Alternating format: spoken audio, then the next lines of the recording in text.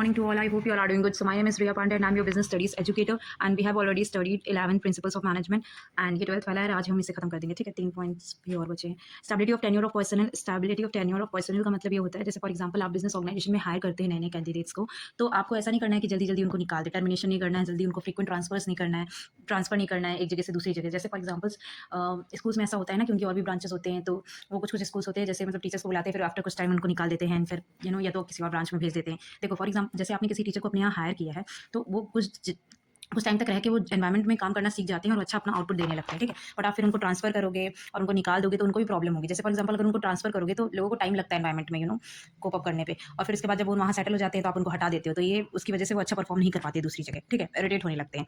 तो आपको ऐसा नहीं करना है कि जल्दी जल्दी इंप्लॉयज़ को हटा देना है. ठीक है, क्योंकि वो आपकी कंपनी के रेपुटेशन के लिए भी नहीं सही है और किसी एम्प्लॉय के लिए भी नहीं सही है.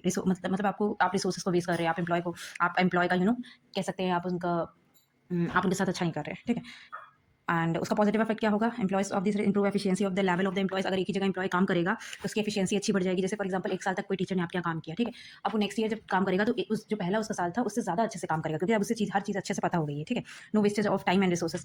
टाइम कभी वेस्ट नहीं होगा, रिसोर्सेज का भी वेस्ट नहीं होगा. जैसे फॉर एग्जाम्पल आप एक टीचर को बुला दिए, 1 साल तक उसने काम किया, उसने काम सीख लिया, अच्छे से काम कर लिया, फिर आपने उसको निकाल दिया, फिर उसी जगह नए टीचर आ रहे हैं, फिर आप उनको फिर से उतना समझाओ, फिर वो काम करे, फिर उनको निकाल दो, फिर नेक्स्ट आए, तो इससे क्या होगा? टाइम और रिसोर्सेज दोनों भी वेस्ट होंगे.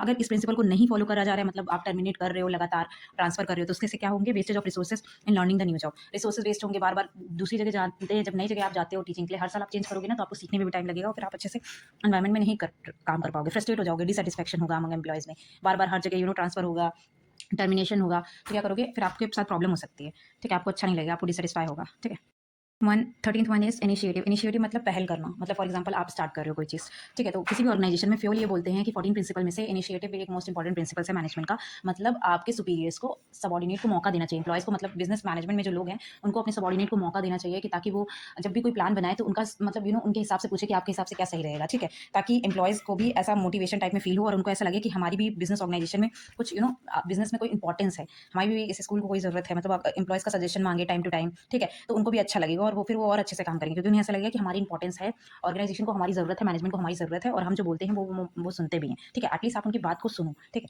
और जब भी कोई डिसीजन लो तो फिर उनका भी सहयोग, उनके हिसाब से भी चीज़ें होनी चाहिए. देखो, जैसे फॉर एग्जांपल किसी बिजनेस ऑर्गेनाइजेशन में कोई प्लान इंप्लीमेंट किया जा रहा है, तो उससे प्लान बनाया जा रहा है, तो प्लान को इंप्लीमेंट करने से पहले सबका सजेशन ले लेना चाहिए मैनेजमेंट को. ठीक है, एम्प्लॉयज़ का पार्टिसिपेशन, कि आप लोग के हिसाब से बता दीजिए क्या सही है. मतलब हमने एक डिसीजन लिया, अब आप लोग भी अपना राय दे दीजिए. ऐसे पूछना चाहिए उनसे. और एक बार जब प्लान बन जाए तो सबको फॉलो करना है उसको. तो अगर आप एम्प्लॉयज़ को भी ऐसे मौका दोगे तो फिर वो और अच्छे से समझ पाएंगे. ठीक है, वो उस प्लान को और अच्छे से समझेंगे और उसको जब इंप्लीमेंट होगा तो वो उसको मानेंगे भी, क्योंकि उनको ऐसा लगेगा कि हाँ, हमारा भी तो हमारी भी राय थी. क्योंकि इक्वालिटी की भी बात यहाँ आ जाती है. पॉजिटिव इफेक्ट्स क्या होगा अगर ये इनिशिएटिव को इंपॉर्टेंस दी जाएगी, तो develop the feeling of belongingness in the employees. मतलब ऐसा उनको परिवार जैसा माहौल मिलेगा, उनको ऐसा लगेगा कि हाँ, हमारी भी इंपॉर्टेंस है कुछ. ठीक है, employees achieve the target on the time if they are setup with their consultation. अगर फॉर एग्जाम्पल एक सेल्स में, रिटेल कंपनी में एक टारगेट दिया गया, 1 हफ्ते में इतनी सेल्स होनी चाहिए, एंड मैनेजमेंट ने क्या किया, एम्प्लॉय से भी सजेशन मांगा, क्या 1 हफ्ते में इतनी टारगेट हो सकती है? तो एम्प्लॉयज ने बोला हाँ, हो सकती है, and we can do it, और हम कर सकते हैं, क्योंकि पहले भी किया है. ठीक है, तो एम्प्लॉयज ऐसे बोले हैं. अब उसके बाद ज़्यादा चांसेस है उस टारगेट को अचीव करने के लिए, क्योंकि एम्प्लॉय ने भी अपनी रजामंदी दी है. ठीक है, तो काम और अच्छे से होगा. अगर इस प्रिंसिपल को वायलेट कर दिया जाए तो क्या प्रॉब्लम हो सकती है? ठीक है, employees will not work to the best of their ability. वो अच्छे से काम नहीं कर पाएंगे, क्यों? क्योंकि उनसे कुछ पूछा ही नहीं गया. उनको तो बस काम थोप दिया गया है कि हमने ये डिसीजन लिया और आपको कंप्लीट करना पड़ेगा. डिमोटिवेशन अमंग एम्प्लॉयज को ऐसा लगेगा कि उनको कोई इंपॉर्टेंस ही नहीं मिल रही है, उनसे कुछ पूछा ही नहीं जाता है, क्योंकि उनकी कोई वैल्यू ही नहीं है. Last and the most important principles of management is spirit D cops. Spirit D cops का क्या मतलब होता है? Team spirit.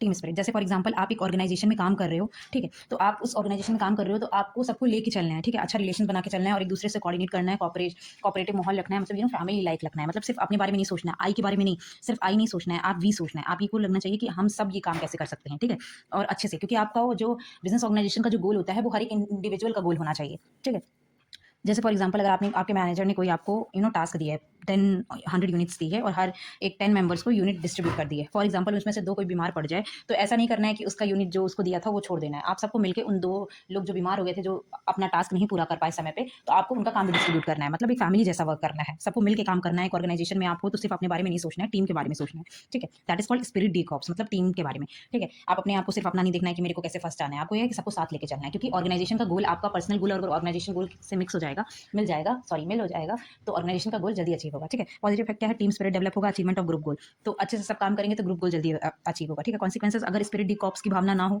एम्प्लॉयज के मन में, तो क्या हो सकता है, टीम गोल में नॉट बी अचीव। टीम में सब काम करेंगे तो सब अपने अपने सबको ऐसा लगेगा कि मैं अपना टास्क इतनी जल्दी से पूरा कर सकता हूँ, दूसरों को पीछे छोड़ेंगे, ठीक है। तो फिर उनके मन में भी no team spirit and more stress on individualism, कोई टीम स्पिरिट नहीं होगा, कोई साथ नहीं काम करेगा, ठीक है। तो और स्ट्रेस होगा इंडिविजुअलिज्म पे, मान लो किसी की तबीयत अचानक से खराब हो गई तो वो तो अपना टास्क नहीं पूरा कर पाएगा, ठीक है। तो ऐसा माहौल बन जाएगा। तो that is all about the 14 principles of management. I hope आप सभी को ये 14 प्रिंसिपल्स अच्छे से समझ में आ गया होगा। मैंने बहुत कोशिश की है सारे कॉन्सेप्ट को ईजी करने की। Thank you for watching this video, stay tuned for the next video and kindly like and subscribe my channel.